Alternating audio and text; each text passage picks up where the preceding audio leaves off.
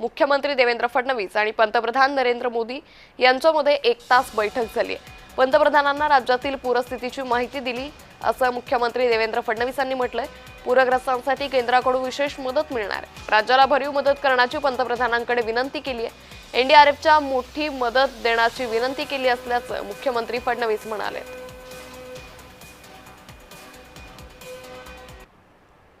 माननीय प्रधानमंत्री महोदयांना किंवा अमित भाईंना किंवा आमच्या कृषी मंत्री शिवराज सिंग चौहान या सर्वांना कशा करता भेटतं मला तर आपल्या राज्याला भरीव मदत झाली पाहिजे।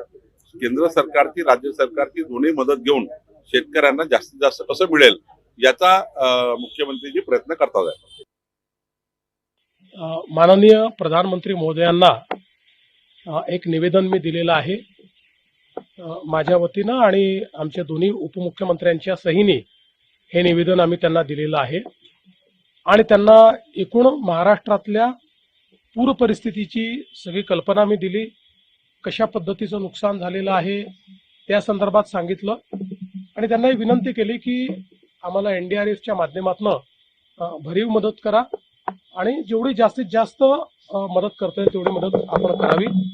त्यांनी देखील त्याला सकारात्मकता दाखवलेली आहे आणि त्यांनी सांगितलंय की लवकरात लवकर तुमचा प्रस्ताव येऊ द्या, तो प्रस्ताव आला की आम्ही त्याच्यावर कारवाई करू आणि जेवढी जास्तीत जास्त मदत करता येईल ती मदत करण्याचं आश्वासन देखील माननीय प्रधानमंत्री महोदयांनी त्या ठिकाणी दिलेलं आहे।